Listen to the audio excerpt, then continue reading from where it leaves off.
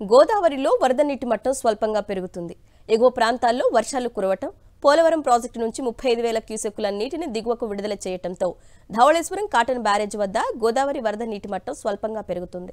Babli project నుంచి నీటిని విడుదల చేయడంతో పాటు ఏజెన్సీ ప్రాంతంలో కురుస్తున్న వర్షాల వల్ల గోదావరిలో వరద నీటి మట్టం మరింత పెరిగే అవకాశం ఉందని అధికారులు చెబుతున్నారు.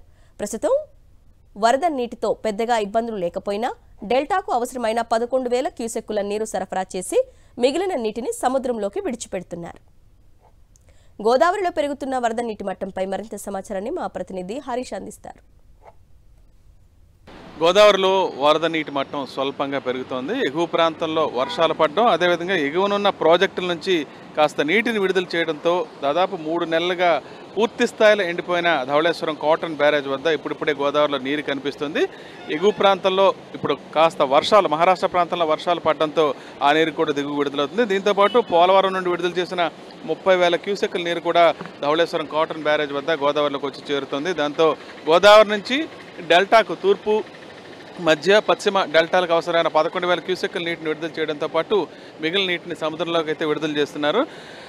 జూలై ప్రాంతంలో 2022లో వచ్చిన భారీ వరదను దృష్టిలో పెట్టుకుని ఖచ్చితంగా ఈ నెలలో వర్షాలు ప్రారంభమైనందున ఎగువ ప్రాంతంలో వర్షాలు పడి భారీగా వరద నీరు వచ్చే అవకాశం ఉన్నందున అధికారులు అప్పుడే జాగ్రత్తలు ప్రారంభించారు. దిగువనున్న గోదావరి లంకలతో పాటు ఎగువ ప్రాంతంలో చింతూరు, విఆర్పురం ప్రాంతంలో 2022లో జరిగిన బీభత్సాన్ని దృష్టిలో పెట్టుకుని ఇప్పుడే అధికారులు జాగ్రత్తలు ప్రారంభించారు. ప్రధానంగా లంక ప్రాంతాల్లో, లోతట్టు ప్రాంతాలకు కాస్త గోదావరి మొదట ప్రమాద హెచ్చరిక చేరుకోక ముందే భారీగా వరద నీరు వచ్చే అవకాశం ఉంది. ఈ నేపథ్యంలో ఇప్పటికే చాలా చోట్ల రేషన్ పంపిణీ చేయడంతో పాటు ఇతరత్ర ఏర్పాట్లన్నీ కూడా చేయడం జరుగుతుంది. లోతట్టు ప్రాంతాల్లో ఎక్కడైతే గోదావరి వరద నీరు వచ్చి చేరుతుందో ఆ ప్రాంత ప్రజలకు ఇప్పటికే హెచ్చరికలు జారీ చేసి సురక్షితంగా ఉండాలనే విషయాన్ని ఇప్పటికే అధికారులు, క్షేత్రస్థాయి అధికారులకు చెప్పడం జరిగింది.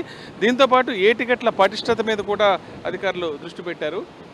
ప్రధానంగా బలహీనమైన ఏటిగట్లు ఉన్న ప్రాంతాల్లో ఇసుక బస్తాలు వేసి వాటిని పటిష్టం చేసే ప్రక్రియ కూడా ప్రారంభించారు. ఏది ఏమైనా సరే జూలై నెలలో ఖచ్చితంగా గోదావరికి ఎగువ ప్రాంతం నుంచి భారీగా వరద నీరు వస్తే దాని ప్రభావం కోనసీమ మీద, అదేవిధంగా ఏజెన్సీలో వాగులు, వంకలు, శబరి నది కూడా ఉధృతంగా ప్రవహించే అవకాశం ఉన్నందున ఇప్పటికే అన్ని రకాల జాగ్రత్తలు ఇరిగేషన్ అధికారులు తీసుకోవడం ప్రారంభించారు. ధవళేశ్వరం కాటన్ బ్యారేజ్ నుంచి వీడియో స్మృతిగా హరీష్ ఫర్ సాక్షి న్యూస్.